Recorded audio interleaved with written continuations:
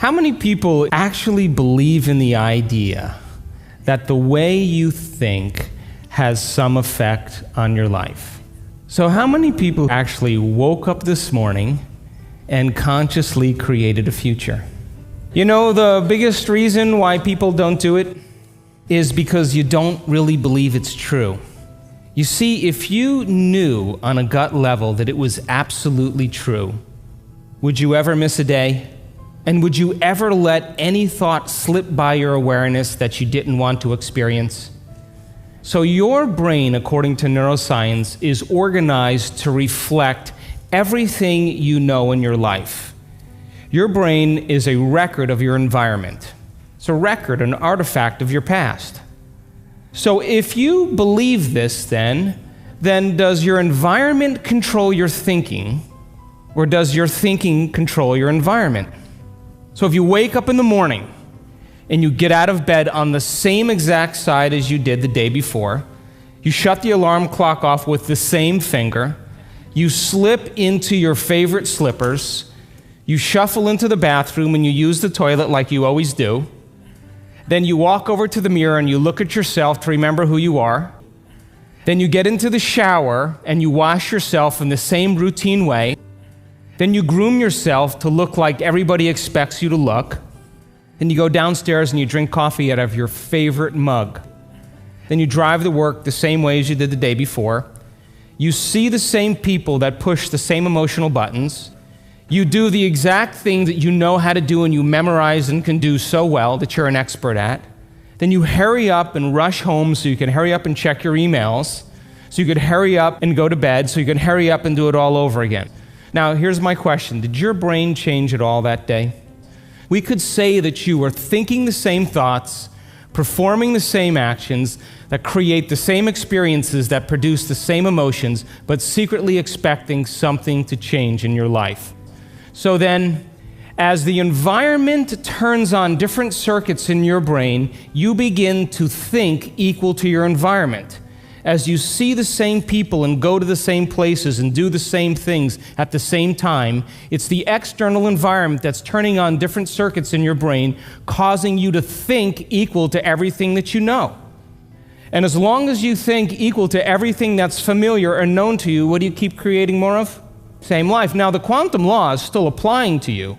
You're just thinking equal to everything that you know, and you keep creating more of the same.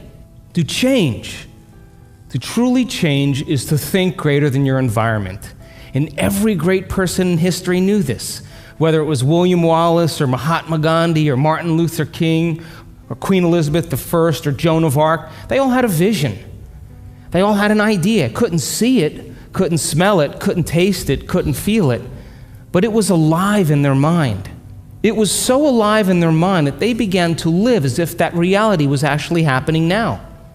So can you believe in a future that you can't see or experience with your senses yet, but you've thought about enough times in your mind that your brain is literally changed to look like the event has already happened? Neuroscience says it's absolutely possible. Now, your personality creates your personal reality. That's it.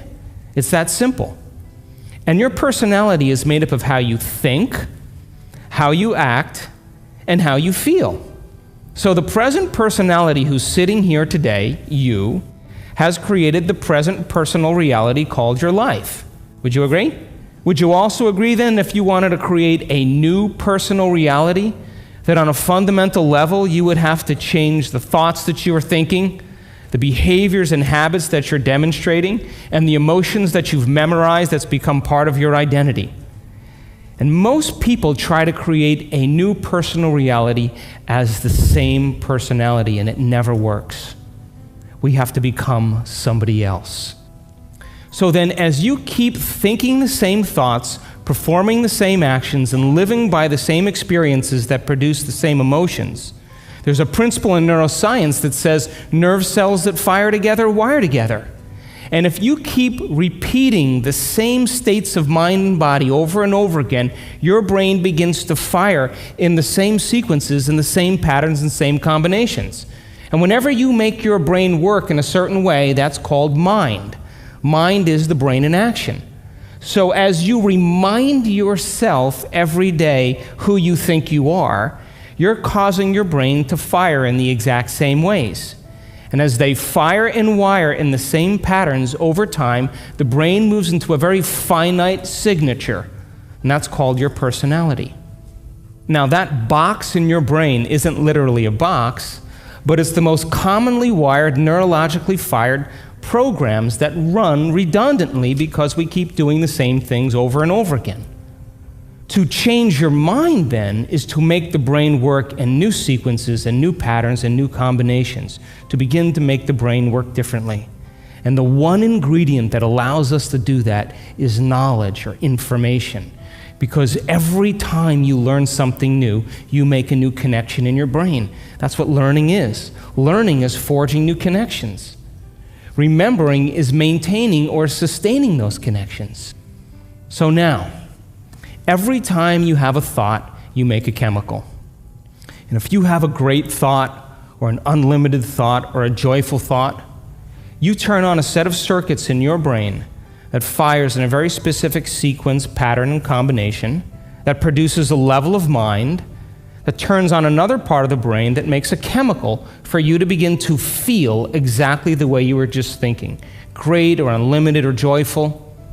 Now, if you have a negative thought or an unhappy thought or a self-depreciating thought, you turn on a different set of circuits and a different combination, a different sequence, and a different pattern that produces a different level of mind. And the brain then begins to make a different batch of chemicals that signals the body for you to begin to feel exactly the way you were just thinking, negative or unhappy or unworthy.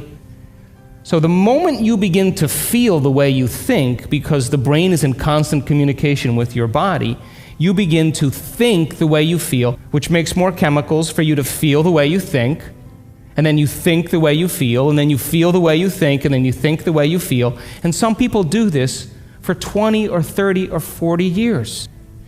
Now, the redundancy of that cycle over time creates what I call a state of being.